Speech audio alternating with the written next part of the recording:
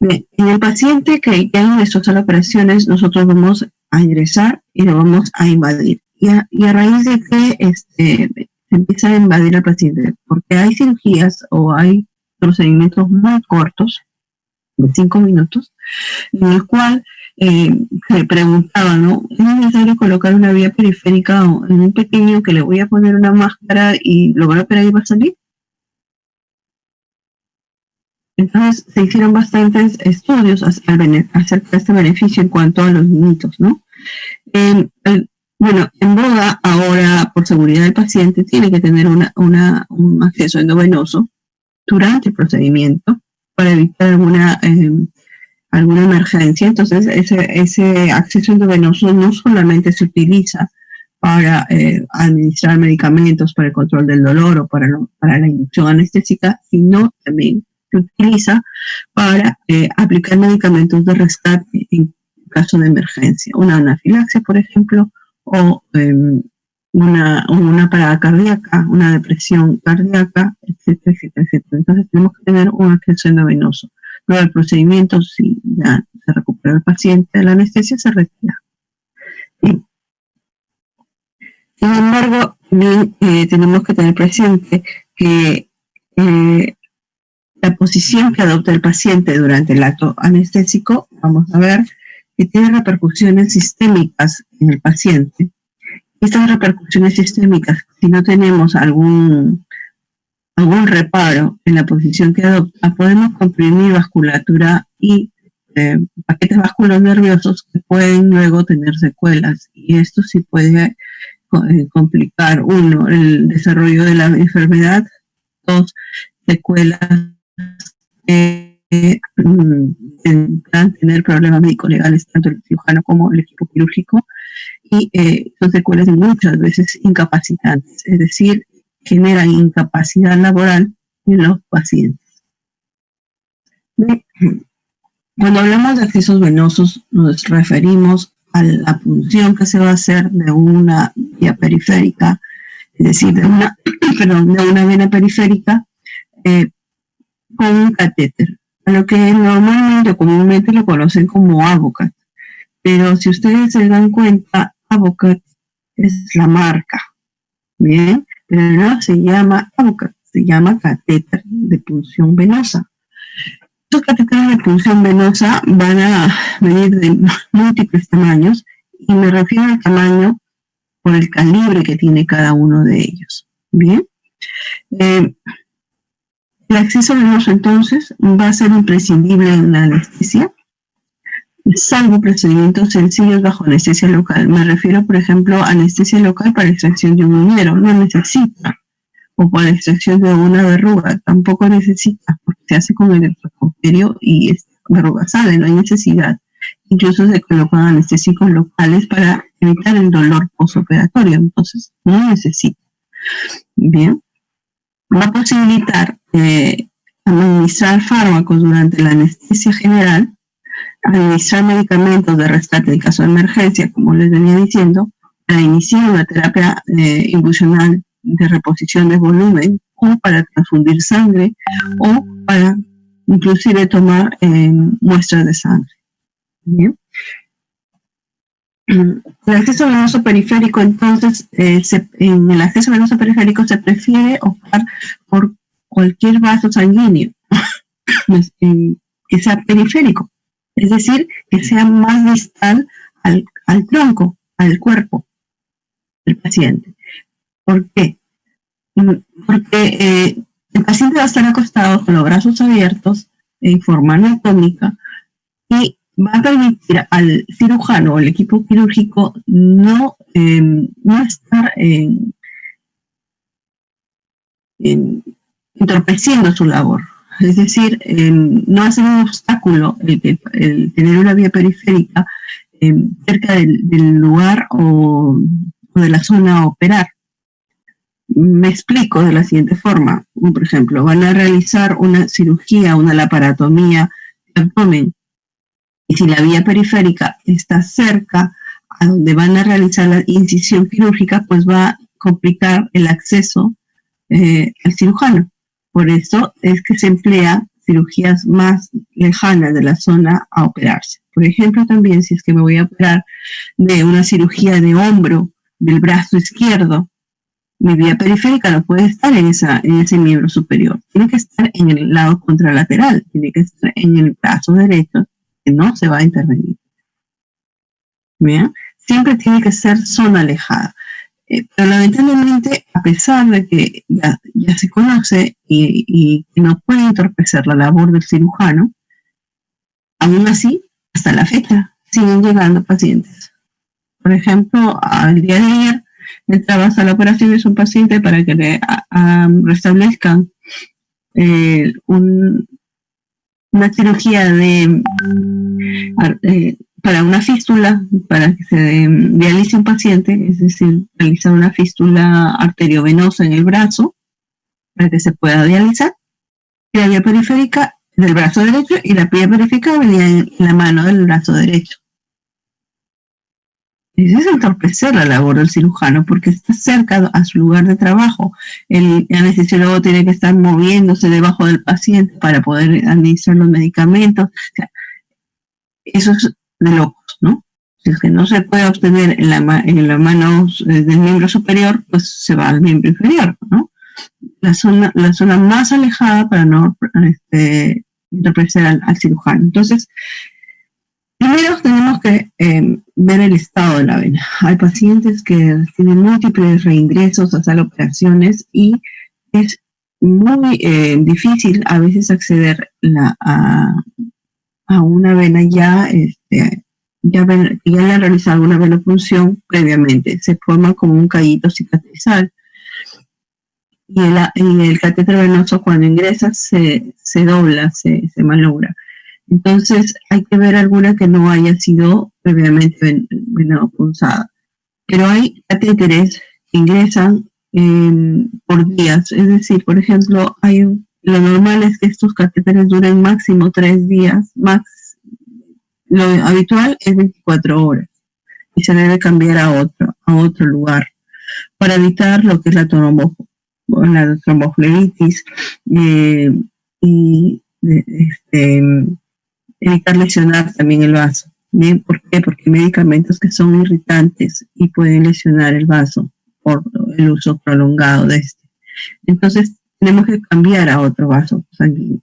Cuando hacemos eso, el estar en un proceso de cambiado cada día, vamos entonces a buscar varios accesos venosos y por lo tanto la mayoría de sus venas va a estar venopunzada.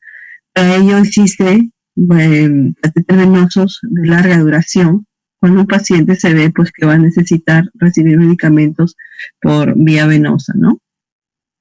Estos se llaman, y vienen por la marca Intima, se llama, y son para cirugías o para pacientes que tienen hospitalizaciones largas, que van más de una semana. ¿Bien? Duran 14 días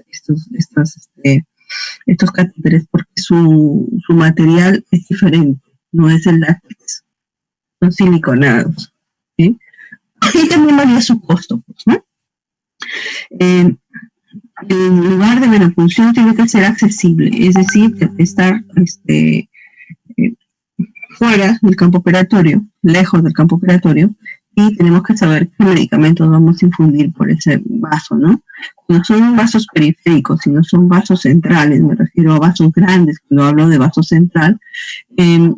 La diferencia de ellos es que los vasos centrales se utilizan para infundir fármacos que pueden causar alguna irritación o lesión periférica.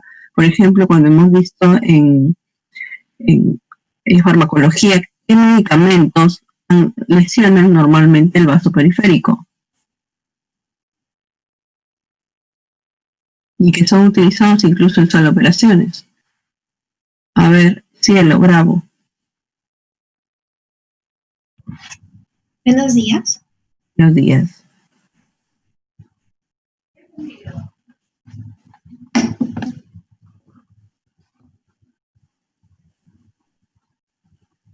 ¿Sabes la respuesta? No. Bueno, bien. A ver, Huerta, Carolina. Gracias, cielo.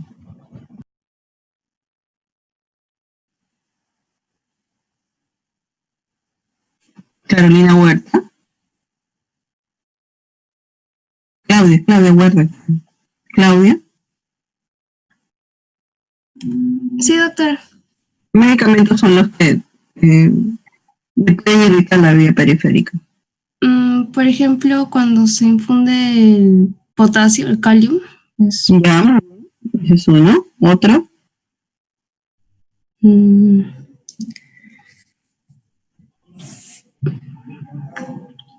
Incluso en la noticia salió que le amputaron las manos a la paciente, tuvieron que amputarle las manos.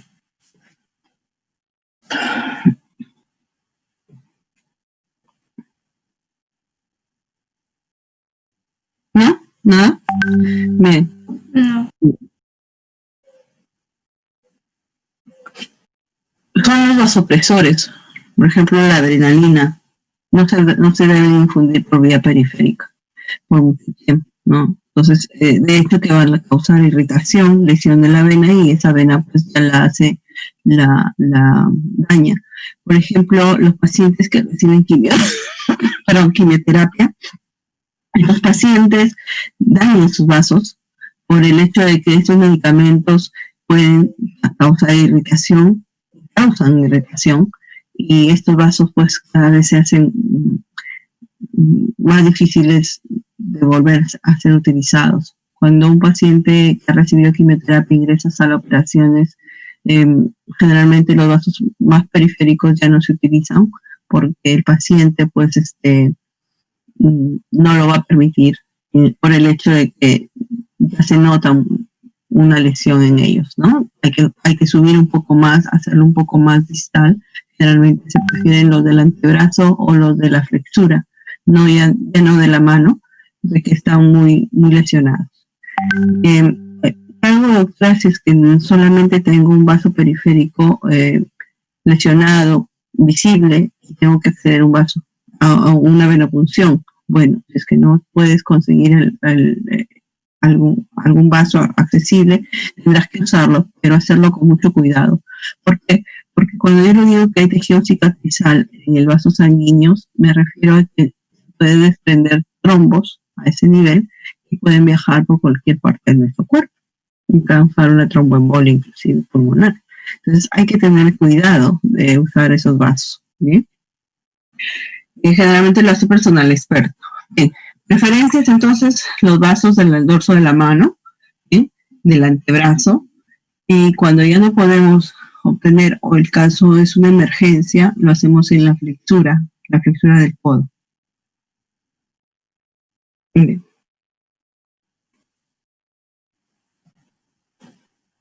Entonces, las técnicas de venopunción primero ameritan realizar una asepsia y antisepsia, y lo utilizamos con una solución alcohólica. ¿De cuánto el porcentaje de alcohol tenemos que utilizar?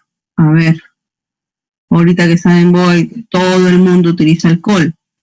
Existe el 70 y el 96%. A ver, John Pajares, ¿qué tipo de alcohol tendrías que utilizar o se utiliza? Desinfectar el objeto, ¿no? Entonces, hay que tener un tiempo de espera para que puedas desinfectar y actuar con los gérmenes sin activarlos en una superficie. En este caso, en la imagen de la parte inferior derecha, bueno, en la mía, puedo observar que el personal de salud está realizando la asepsia y antisepsia. Pero antes de hacer eso, he tenido que yo localizar el vaso. El vaso tiene que ser más periférico y tengo que colocar una especie de torniquete, como pueden ver ustedes aquí, en la flexura o una porción más superior a la zona de punción, para permitir que se ingurgiten los vasos y hacerlos más visibles, ¿bien? Luego coloco la solución hidroalcohólica para poder hacer la asepsia antisepsia, y espero 60 segundos que se vaya evaporando, ¿bien? Para luego abrir mi catéter de punción venosa, como ustedes observan acá, y poder ya venopunzar. Bueno, hay dos formas de hacerlo. Una vez que veo el vaso, directamente hacemos la punción sobre el vaso, pero esta, a diferencia de la indirecta, tiene la desventaja de que Algunos gérmenes que están todavía en superficie pueden ingresar directamente a un vaso sanguíneo. Sin embargo, si hacemos la punción directa, estos van a ingresar al tejido celular subcutáneo circundante al vaso, no directamente al vaso. Es por eso que se penetra con la aguja de la boca o del catéter venoso, se va a ingresar por la región más distal, es decir, a 1 o 2 centímetros del vaso sanguíneo. Vamos avanzando y penetramos a la pared de esta vena en forma tangencial, bien, paralela, perdón, en forma paralela, no directamente del vaso. ¿Cuál es la otra dificultad que podríamos encontrar en la punción directa? Es que cuando nosotros ingresamos directamente al vaso y no tenemos el reparo de hacerlo suavemente, podemos penetrar el otro lado del vaso y este vaso ya sería inservible, ¿no? Porque se puede infiltrar todo el líquido que ingresa y sale por el lumen del catéter venoso, se sale al tejido celular circundante, ¿no? Y entonces vemos ingresamos a las operaciones con una mano que parece de Popeye, todo el líquido que le pasó ahí se infiltró. ¿Cuál es el problema o el problema médico legal que puede surgir a raíz de esto? Cuando tenemos una vía infiltrada, que puede causar un síndrome compartimental de ese miembro afectado y puede perder la mano. Entonces, por necrosis, ¿no? Entonces, tenemos que tener cuidado. No es cuestión de colocar el catéter venoso en cualquier lado, alterarlo, malograrlo, y es que no lo va a hacer en forma adecuada. Para esto existe, la simulación en donde podrían adquirir esas destrezas de la venopunción. Es muy importante hacerlo, ya que actualmente hasta porque le pinchaste 2 veces te pueden denunciar. Entonces, es obvio, ¿no? Salvo que, haya pues una dificultad muy terrible de acceder a un vaso sanguíneo. Entonces, por eso lo hace un experto y tiene que ser en forma adecuada. Por lo mismo que les estoy diciendo, pueden lesionar el vaso, perforar el vaso hacia la parte contralateral de la pared que se han ingresado. Bien, puede ocasionar también una complicación del mismo, es un síndrome compartimental por extravasación del fluido a través del catéter venoso y sale al tejido celular circundante. Entonces hay compresión de vasos y se genera el síndrome compartimental. Ese paciente tiene que entrar, ya no tal vez por la cirugía, pero para la patología quirúrgica, sino para realizarle los cortes en piel hacia los costados para permitirles la salida de este líquido y que no presione los vasos sanguíneos, los paquetes vasculonerviosos, que puedan dejar una secuela de una paresia o una parestesia dolorosa en ese miembro afectado, que pierda la circulación y haya necrosis de tejido, incluso del paquete nervioso o de la vasculatura misma, y haya necrosis de tejido conectivo también, ¿no? Entonces, es muy importante saber hacer una punción. No, pero es una punción, doctora, no. Trae complicaciones médico-legales también. ¿Bien?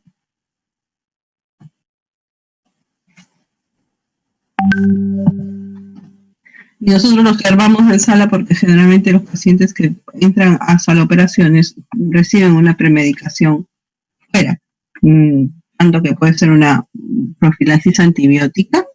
Bien, y cuando hablamos de profilaxis antibiótica existen varias guías clínicas acerca de eso, que no es cuestión del tema, pero si quieren y es de acceso libre, pueden entrar a la dirección electrónica del Instituto Nacional de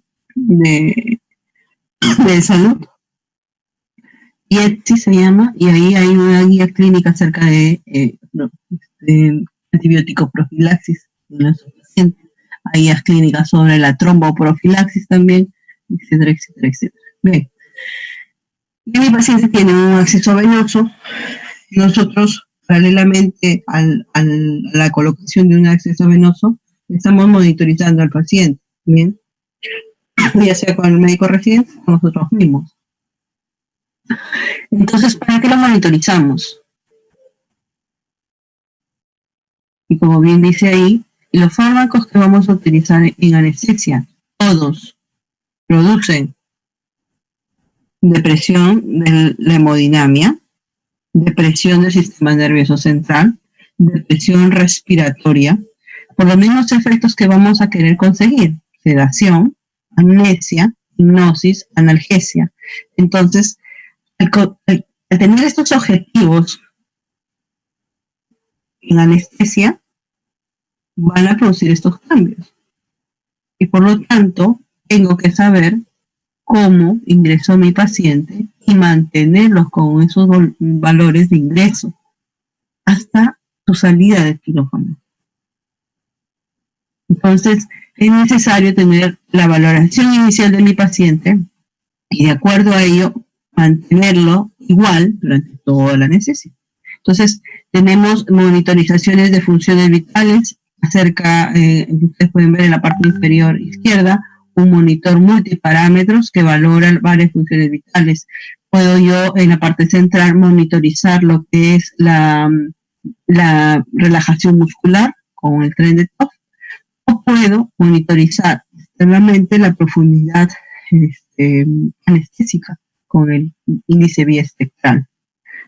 Entonces hay forma de monitorizar todas las acciones que yo quisiera tener en mi paciente. Entonces, monitorización viene del término de ser testigo guardián, ¿bien?, del paciente durante todo el acto operatorio.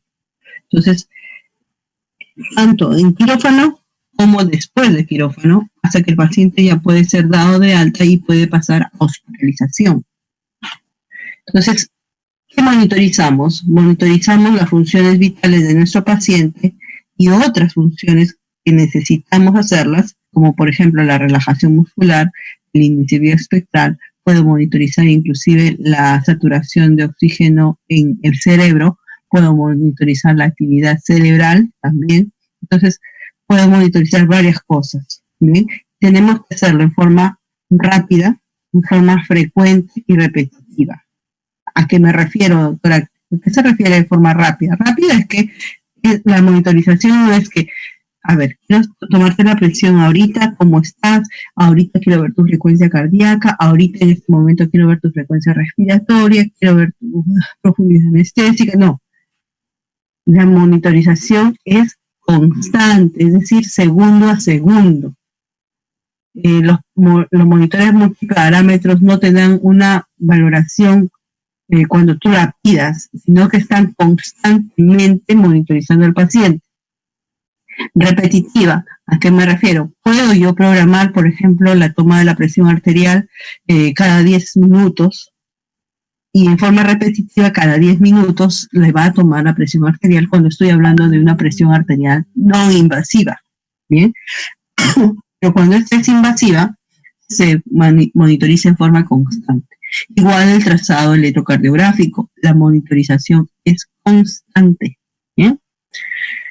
Entonces vamos a poder reconocer y evaluar cambios fisiológicos que se dan secundarios, ya sea a los fármacos anestésicos, a los fármacos terapéuticos o a la condición del paciente. A veces el paciente viene con una inestabilidad hemodinámica por la misma cirugía en los pacientes politraumatizados, pacientes con shock séptico que ingresan en ese estado y tienen que intervenirse quirúrgicamente. Entonces, tenemos que hacer una valoración del mismo en forma constante para ver cómo está desarrollándose, cómo es que el estrés quirúrgico, la agresión quirúrgica, el daño tisular que se produce con el bisturí está causando en mi paciente. ¿Qué es lo que está pasando? ¿Cuál es la respuesta del mismo? Lo ideal es que al corte el paciente no sienta nada, es decir, esté en un plano anestésico de acuerdo a mi profundidad anestésica, en el cual no sienta dolor y ni se inmute, sea al cual ingresó en plano anestésico se mantenga. ¿Bien? Cuando yo observo que con el corte mi paciente empieza a tener una frecuencia cardíaca elevada, el anestésico no está en el sitio. Entonces, para eso antes se le pide pruebe usted. Y el cirujano, pues, con la con la pinza comienza a cogerle la piel, y si nosotros hemos visto que hay algún cambio hemodinámico, pues un momento, algunos pacientes demoran en llegar al plano anestésico, es decir, al sitio de efecto, y por lo tanto tiene que esperarse eso. ¿Bien? Un momento.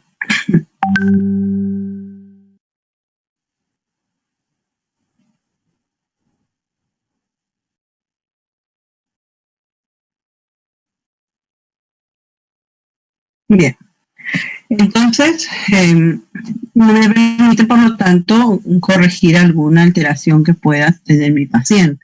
Entonces, vamos a utilizar, por lo tanto, equipos invasivos y no invasivos. Cuando me refería a invasivos, por ejemplo, el manguito de la presión externa en el brazo me va a tomar una presión arterial no invasiva, pero si yo coloco en una arteria un catéter arterial y lo conecto a un sistema de transducción del mismo, me va a medir la presión arterial en forma invasiva y lo va a hacer en forma constante, no tengo que programar nada.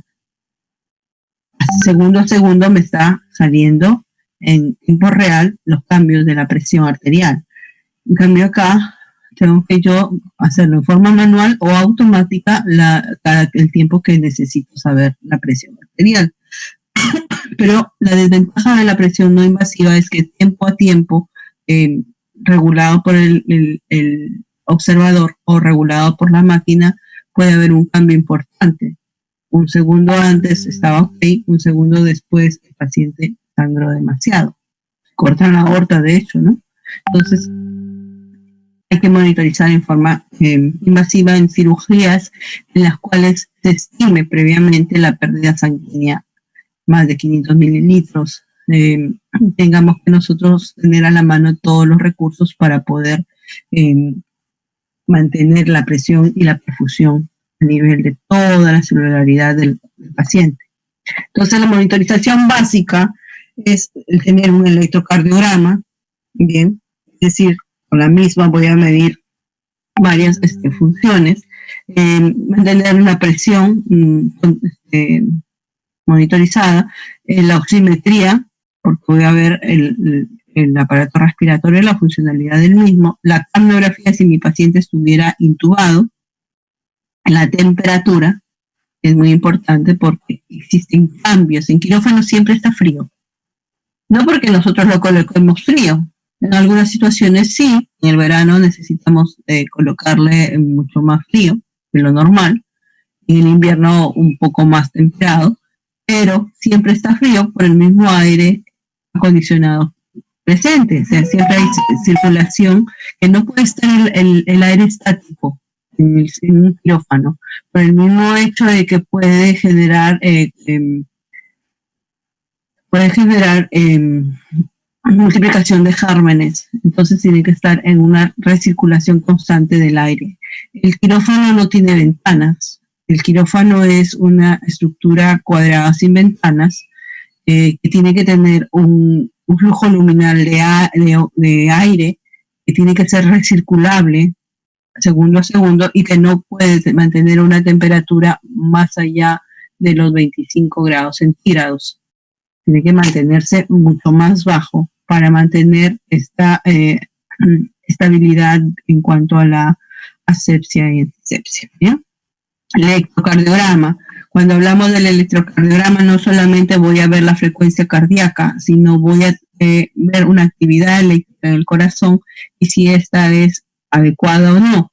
Si es que hay presencia de alguna alteración como tipo taquicardias, bradicardias, bloqueos cardíacos, si hay parada cardíaca, si hay alteraciones isquémicas con la elevación o depresión del ST, o si no hay captura por el marcapaso que trae el paciente. Entonces, de repente el voltaje está muy bajo, hay que aumentar el voltaje para que pueda capturar ese marcapaso. En realidad, podemos hacer muchas cosas con el electrocardiograma, podemos darnos cuenta de muchas cosas, no solamente la frecuencia cardíaca como piensa la mayoría. ¿Bien? En cuanto a la presión arterial, Les dije bien claro que puede ser invasivo y no invasivo, la parte superior con un equipo no invasivo, la parte inferior de las imágenes, ustedes pueden ver ahí un catéter venoso, arterial, en el cual se ha colocado un traductor para poder medir la presión invasiva, y en este momento, en esa forma se mantiene una toma constante de la presión arterial segundo a segundo. Bien, es en cuanto a monitorización, básico, ¿no? Hay otras monitorizaciones, como ya les dije, de la relajación muscular, de lo que es la profundidad anestésica, pero bueno, no viene el caso ahora. No, eso es más de especialidad. Bien, en cuanto a la posición del paciente, tengo todo aquello, ya comencé mi inducción anestésica por la vía periférica, ya está anestesiado mi paciente, ya sea con anestesia raquídea, con una regional o una anestesia general endovenosa, o mi paciente ya pasó por la anestesia general intubada, ya está intubado, ahora mi paciente tengo que colocarlo en la posición que va a ser intervenido quirúrgicamente. Bien. El paciente normalmente está acostado sobre una camilla. La mayoría de las cirugías se realizan en esa posición, pero el determinar esa posición de un paciente, de hecho, que ha cambiado ya desde el ingreso, ¿bien? Ha habido cambios hemodinámicos en mi paciente desde que ingresó. Mi paciente viene en una silla de ruedas o de repente viene en una camilla. El pasar del estado de bipedestación al pasar al decúbito supino, hay cambios ortostáticos que se van a ver reflejados en la hemodinamia de mi paciente. No es igual tomar la presión a un paciente que está parado que tomar la presión en un paciente acostado. Hay un cambio ortostático presente. Bien, entonces esta variación tenemos que tenerla presente. También tenemos que tener presente de que mi paciente, si va a estar en una posición en el cúbito supina, va a haber también otras cosas que tengo que tener presente, como por ejemplo evitar la compresión vasculonerviosa por alguna mal rotación de los miembros superiores, inclusive de la cabeza. Bien. Entonces, la posición corporal del paciente es la posición que adopta el paciente quirúrgico sobre la mesa quirúrgica, ¿no? Para obtener el mejor acceso al cirujano, a la zona operatoria, al campo operatorio. Se puede colocarse en el cúbito supino y puedo yo, por ejemplo, bajar la cabecera, en esa posición de Trendelenburg. Puedo bajar los pies, es la posición de Fowler o anti-Trendelenburg. Y estos van a poder modificar patrones o parámetros cardiorrespiratorios, ¿no? Por ejemplo, si es que está en Fowler, como está en la imagen con los pies hacia abajo, va a mejorar la ventilación de mi paciente, pero me puede disminuir la presión. Ahora, si está con la cabeza hacia abajo, puede mejorar la circulación por el aumento del retorno venoso, pero me disminuye la compliance pulmonar, ya que todo lo que está en la cavidad abdominal se viene hacia el diafragma, por lo tanto, va a disminuir la compliance pulmonar. Y hay un cambio respiratorio en ese fondo. Bien. Entonces, la posición que adopte también los brazos sobre el cuello puede también comprimir paquete bajo los nerviosos. Entonces, tengo que saber tratar esto y evitarlo. ¿Bien? Entonces, cuando hablamos de cúbito supino, es porque está totalmente acostado, no se ha movido, ni subido ni bajado la cabecera. Bien. Cuando baja la cabecera ya vimos los cambios que puede pasar, y cuando sube también. Bien. Pero no solamente puedo hacerse esos movimientos, también puedo hacer lateralización de toda la mesa hacia el lado izquierdo o derecho, a lo que nosotros denominamos side derecho, side izquierdo. Y esto va a permitir en otras formas movilizar los brazos, movilizar el cuello. Bien, si es que yo extiendo los brazos la forma lateral para ambos lados, estos no tienen que sobrepasar la altura del hombro. Bien, no puede estar la mano más arriba que el hombro. ¿Por qué? Porque puedo comprimir paquetes nerviosos del plexo braquial. Bien, Bien, doctora, del plexo braquial, sí, el brazo, pues, ¿no? Puede estar más arriba porque comprimo el paquete vascular nervioso, plexo braquial. Bien, si mi cabeza está central y yo la volteo hacia el lado derecho o izquierdo, hago un movimiento de 90 grados, este movimiento puede también comprimir el plexo braquial, doctora, pero no es el plexo braquial solamente el brazo, porque también el cuello. ¿De dónde sale la emergencia del plexo braquial? Esa es anatomía, segundo ciclo.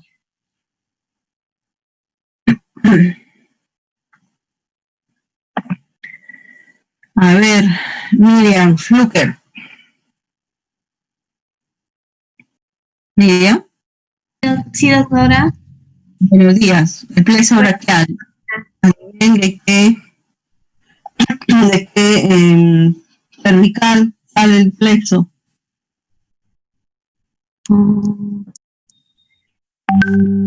Del C5. Ya, eso es la parte final. Y la parte inicial del plexo C5, estamos hablando de la porción final del cuello, ¿no? Casi C7 ya. C3, doctora.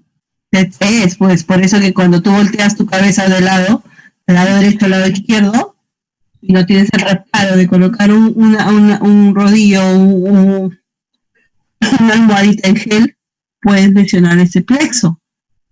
Pero el plexo del hombro está más abajo. Claro, pues porque es la emergencia final del plexo braquial, que luego va a ingresar a la zona de la axila. Y todo se llama plexo braquial. Entonces, ¿qué tenemos que saber los anestesiólogos? Anatomía. ¿Bien? Entonces, es importante saber por qué no puede estar la mano más arriba del hombro. Y se lo digo porque a veces los cirujanos no conocen. Por favor, ábrele más el brazo porque no puedo operar. Un momentito. Si lo abro, va a tener lesión del plexo braquial.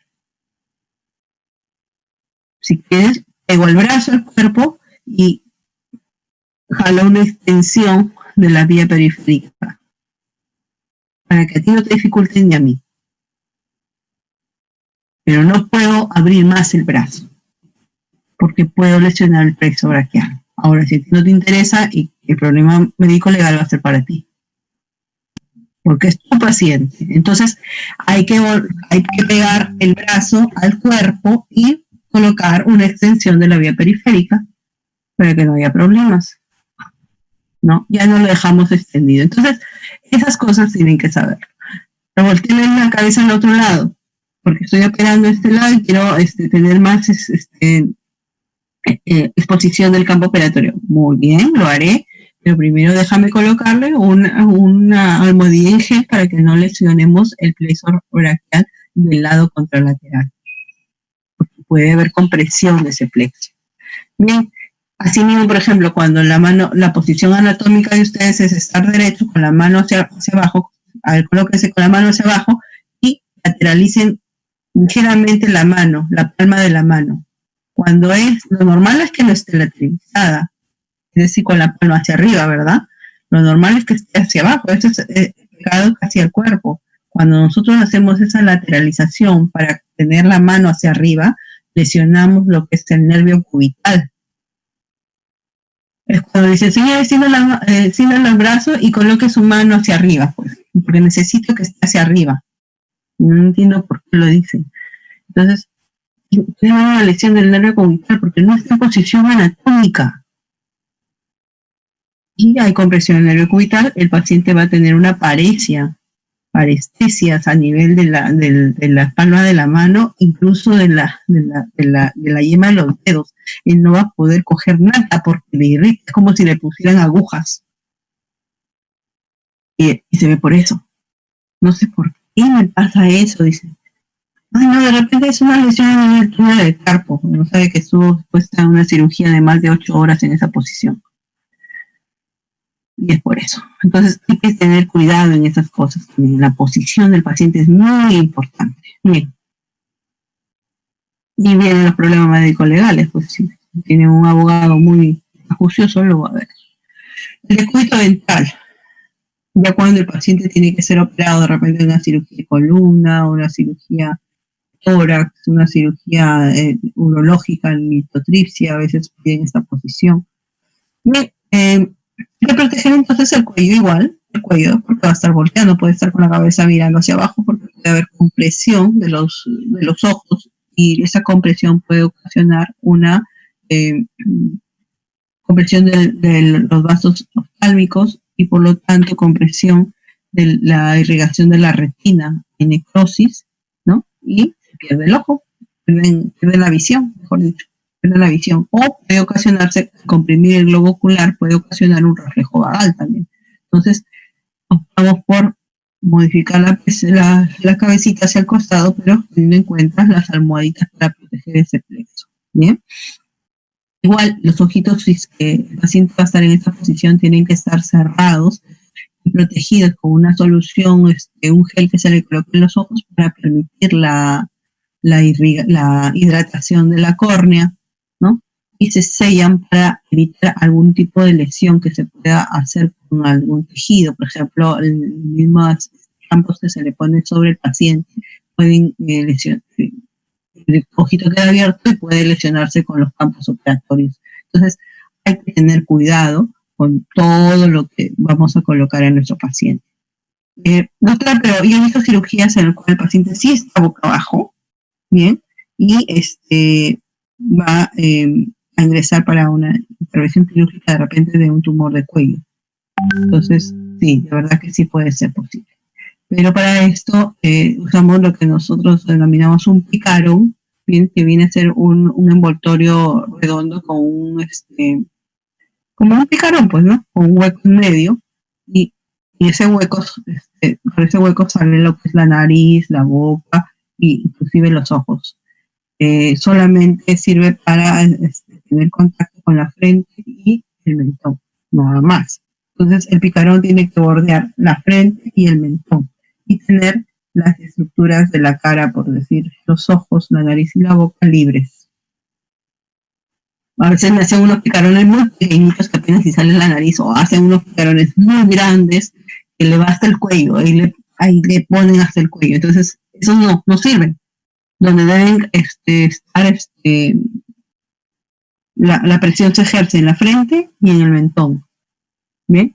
Y deja libre las estructuras circulares. Bien, puede disminuir la irrigación, ¿no? Esa es la posición lateral. Por ejemplo, la posición lateral, lo que tenemos que tener en cuenta es la alineación de las estructuras del cuello, ¿bien? Es por eso que ustedes ven en la posición, en la figura de baja, una almohada que tiene que ser desde la oreja hasta el hombro, para permitir la estabilidad de la columna cervical y no haber lesiones ni compresiones de estos vasos. También adoptar almohadas entre las piernas para evitar también la compresión vasculonerviosa de la región poplite inclusive, ¿bien? O del tobillo, también pasa por detrás del tobillo un paquete vasculonervioso, entonces hay que tener presente eso. Un momento, por favor, sí, dígame.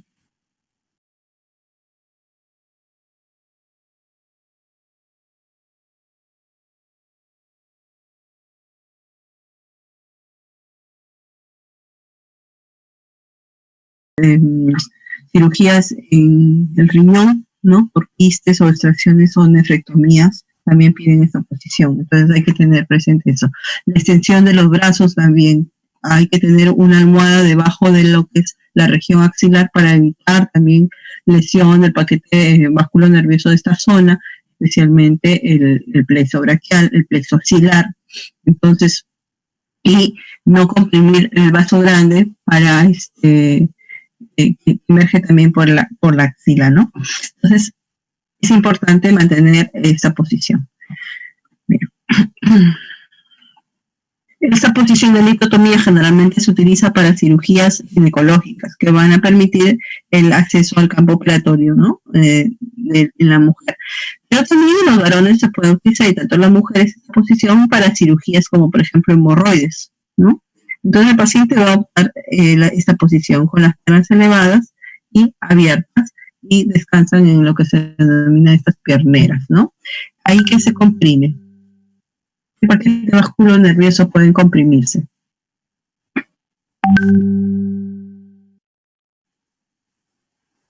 La región poplitea, chicos, la región poplitea, no se acuerdan de anatomía. Pero también se puede utilizar para cirugías oncológicas, de cirugías rectoabdominales. Por ejemplo, para un CA de recto, adoptan este tipo de posición y estas cirugías sí tienen bastante tiempo de duración, ¿no? Las abdominoperineales tienen bastante tiempo de operación, el tiempo operatorio es largo. La posición que adopta el paciente puede tener consecuencias fatales en lo que es los miembros inferiores, quedan con una lesión neuropática, el paciente no puede ni caminar, es incapacitante, tiene ardor, dolor tipo hincada, como agujas en la planta del pie, no puede moverlo, no se puede mover porque le duele, no puede caminar. Esto implica un problema médico legal para el equipo quirúrgico porque no se repara en la posición que adopta el paciente. ¿Qué cambios hemodinámicos puede provocar? Bueno, aumenta el retorno venoso, pero disminuye también la complicación respiratoria. Entonces puede tener estas dos implicancias. Imagínense un paciente obeso en esa posición. Entonces tenemos que hacer una ligera modificación del mismo. Levantamos lo que es la cabecera, pero mantiene la posición. Entonces, este paciente puede ventilar mejor, pero también sus procedimientos tienen que ser, si el paciente está despierto y por él mismo está respirando, bueno, tienen que ser rápidos. Pero si el paciente tiene anestesias generales intubadas, entonces nosotros modificamos la presión del cierre en lo que es el alveolo. Bien, los alveolos de las bases están comprometidos en un paciente obeso. Por eso es que ahora en COVID, el paciente obeso es el que tiene peor pronóstico. No es el diabético, no es el hipertenso, es el obeso. Con las mismas complicaciones que tiene su posición. La capacidad de cierre de esos alveolos basales es fatal.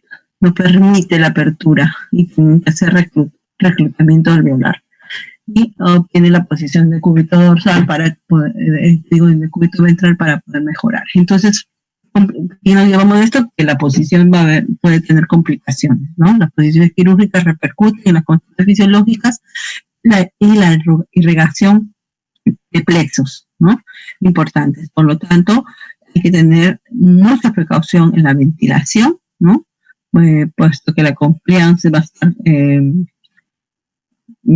alterada, va a haber pues, una disminución de la capacidad residual funcional en los pacientes obesos mucho más. Bien, el retorno venoso puede mejorarse o disminuir de acuerdo a la posición que adopte. Puede haber embolia gaseosa, por ejemplo, la posición de traumatología, para los que van a ser traumatólogos, la posición en silla de montar para una cirugía de hombro puede ocasionar embolia gaseosa. Los pacientes mueren. Incluso esa posición se ha visto en estudios recientes que al monitorizar la saturación de oxígeno a nivel cerebral se ve disminuida y la capacidad de recuerdo o presentar lagunas mentales postoperatorias también. Puede darse lesiones nerviosas definitivamente y que pueden ser incapacitantes y causar problemas médicos legales. Por lo tanto, tenemos que evitar posiciones extremas, no fisiológicas, ¿no? Y colocar pues acolchados, cojines de gel o de algodón en puntos donde haya apoyo, ¿no? Y donde pasen por ahí estructuras nerviosas. Por lo tanto, tienen que repasar su anatomía y saber por qué prominencias específicamente puede verse afectado un paquete vascular nervioso. Bien, y tenemos que también fijar en los brazos, ¿no? Porque a veces con el movimiento, la estructura, que cambian por aquí y por allá, tienen algún cambio de posición, estos brazos pueden caer. Hace poco hubo un problema médico legal por lo mismo. El brazo que estaba colocado en los brazales de la mesa de anestesia, por el mismo cirujano que pidió más movimiento, no puedo trabajar, se cae la bracera y el brazo cae con fuerza y esto ocasionó una dislocación del hombro de este paciente. Entonces, no cree tener reparo a eso. O sea, a veces el cirujano cree que puede hacer lo que quiere y lamentablemente no repara en estas repercusiones y tuvo un problema médico legal en el paciente. Entonces, eso depende de la anestesiólogo, ¿no? El anestesiólogo posicionó bien a su paciente, el que pide más movimiento y con su cadera moviliza para pintar más en el paciente y causó este daño en el paciente. Entonces hay que tener cuidado. ¿Sí? Premedicación. Cuando hablamos de premedicación, hablamos del medicamento previo a la anestesia y lo hacemos en función de varias cosas. Una cosa para evitar varias cosas durante el acto operatorio. Uno es evitar, por ejemplo, lo que hablábamos ayer, ¿no? Evitar que el paciente regurgite o si lo hace, esto no sea menos lesivo. Por ejemplo, en los pacientes gestantes, el síndrome de Mendelssohn, que es la aspiración del reflujo gástrico, puede ocasionar lesiones importantes en lo que es la vía respiratoria. Por lo tanto, se les da o se les premedica con bloqueadores de la secreción gástrica, como es la ranitidina. Bien, podemos ayudarles a este vaciamiento en pacientes, por ejemplo, diabéticos que tienen ya una neuropatía establecida, pacientes obesos, pacientes que tengan un retardo en el vaciamiento gástrico, por ejemplo, pacientes hipotiroideos, etcétera.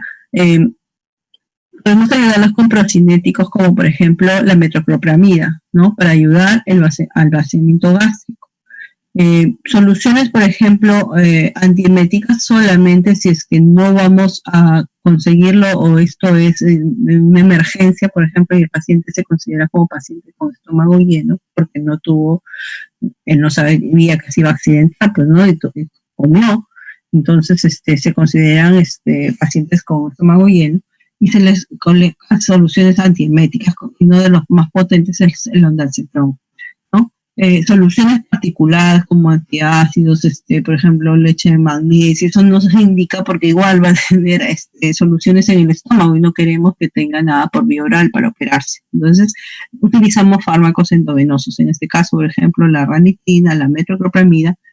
A veces usamos la asociación metoclopramida con dexametasona, que es un comparador o equivalente al ondansetron, porque el ondansetron en algunos lugares no lo tienen en quirófano, entonces pueden utilizar esa asociación.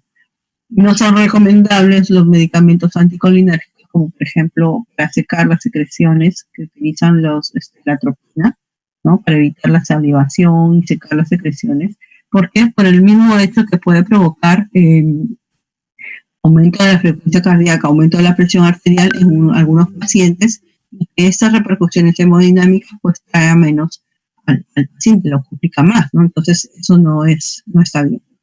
Bien, pero no solamente premedicamos con medicamentos para prevenir lo que es el reflujo gástrico y lesiones de la vía respiratoria, si es que se aspirara, sino que también nos interesa que el paciente vaya tranquilo a las operaciones, ¿no? Los ansiolíticos los empleamos para mejorar el estado psíquico del paciente, ya que el ingresar a las operaciones de por sí va a causar una ansiedad, una incertidumbre en el paciente. Y esa ansiedad se traduce en cambios de la frecuencia cardíaca, en cambios de la presión arterial, en cambios de las catecolaminas a nivel general y secreción adrenérgica. Por lo tanto, el paciente ya viene con una alteración por su estado per se en lo que es la patología quirúrgica. Aparte se le suma este estrés por la incertidumbre de no saber qué va a pasar. Hay personas que son más susceptibles que otras, hay personas que a pesar de que recibieron una adecuada valoración preanestésica en el cual se le brindó la información, pero a pesar de ello se mantiene en un estado de ansiedad. Entonces, definitivamente esto influye en el acto operatorio, esta ansiedad, incluso repercute en la base de la analgesia que pueda recibir o va a demandar el uso de concentraciones mayores para producir una una estabilización en el paciente. Por ejemplo, les comento. A ver, el paciente ingresa a las operaciones, pero ya se desató la cascada adrenérgica por su misma ansiedad y para yo mantener una estabilidad hemodinámica, pues voy a necesitar no una dosis habitual de los fármacos. Voy a tener que utilizar dosis mayores. Bien, a diferencia de un paciente que ingresa tranquilo, está menos ansioso, no hay descarga de catecolaminas, no va a haber modificaciones en su presión arterial, en su frecuencia cardíaca, y doy a dosis habituales los fármacos para conseguir la hipnosis, la amnesia y lo demás, llega a una profundidad anestésica, a un plano quirúrgico, el paciente se mantiene estable. Entonces es una dosis habitual, pero no es así en un paciente que ya hay descarga adrenérgica y que las catecolaminas están circundantes, voy a necesitar aplacar eso farmacológicamente. Entonces, definitivamente es importante. ¿Y qué utilizamos? Generalmente nosotros utilizamos benzodiazepinas, que van a permitir la ansiolisis, van a producir sedación, va a producir amnesia y también se utiliza como un anticonvulsivante. Sin embargo, cuando nosotros ya veamos lo que son fármacos preanestésicos, en anestesia endovenosa, vamos a ver la utilidad de los fármacos como anticonvulsivantes. Nosotros utilizamos las benzodiazepinas, pero de acción corta. Hay otras benzodiazepinas de acción media y de acción larga. Eso sí se puede utilizar como anticonvulsivantes. Los fármacos que utilizamos nosotros son de acción corta, benzodiazepina de acción corta, porque no queremos provocar más que una sedación en un momento dado nada más. Es el acto operatorio. Bien, el cual nosotros utilizamos el midazolam. Bien, y esto va a permitir una estabilización de la psiquis del paciente. Por lo tanto, el paciente va a estar más cooperador, más tranquilo. Con ello vamos a disminuir la percepción del dolor en el postoperatorio inclusive, y nos va a permitir utilizar poca dosis de analgésicos. Entonces, el paciente con poca dosis de analgesia mantiene tranquilidad y no le duele. Vamos a suprimir la actividad hipotálamo-hipoficiaria, la descarga de cortisol, por lo tanto las catecolaminas va a estar disminuida y va a mantener una estabilidad hemodinámica durante el acto perioperatorio. Asimismo va a reducir la regurgitación gástrica y va a evitar la aspiración pulmonar, puesto que va a bloquear los iones de la bomba hidrogeniana a nivel del estómago, y la acidez pues se va a corregir en cierta forma, alterar la acidez gástrica, ¿no? Y por lo tanto mi paciente va a estar más tranquilo, no va a haber ninguna repercusión hemodinámica en este paciente, ¿no? Entonces, variaciones de la presión, variaciones de la frecuencia cardíaca, no va a haber. A diferencia de un paciente que no se premedica y que no tiene necesidad por su misma condición.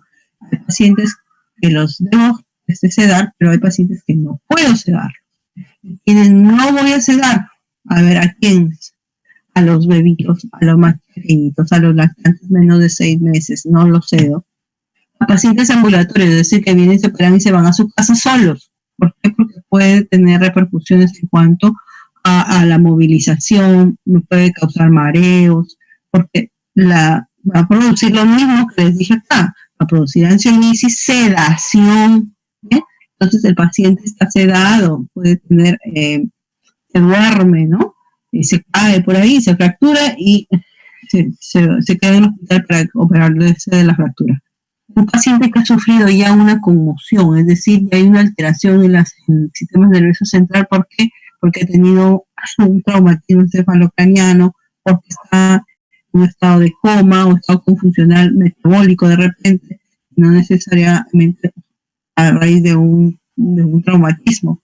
Entonces, a estos pacientes para nada. Pacientes que ya tienen como un problema insuficiencia respiratoria, o pacientes que tienen ya un problema de obstrucción en la vía respiratoria, por ejemplo, pacientes con asma, ¿no? Estos pacientes no se les puede sedar por lo mismo, porque va a producir depresión respiratoria. Pacientes que tienen insuficiencia cardíaca, pues es algo obvio, que hemos visto en farmacología, ustedes han revisado eso en el ciclo pasado, y estados de shock tampoco. Pacientes obesos, si ya tiene problemas del apnea del sueño, si ya sabe que va a haber una alteración en la compás pulmonar, en el decúbito dorsal, pues mucho menos. Si le voy a colocar el midazolam y no he tenido la indicación de monitorizar al paciente o de preoxigenarlo previamente. Entonces, acá tenemos que tener presente que los pacientes que desaturan rápido son los obesos, los ancianos y los bebitos, los niños. Entonces, antes de aplicar cualquier fármaco, estos pacientes tienen que estar monitorizados y tienen que tener una fuente de oxígeno para evitar justamente eso, la depresión respiratoria en tiempo dado. ¿Tienen alguna pregunta, chicos?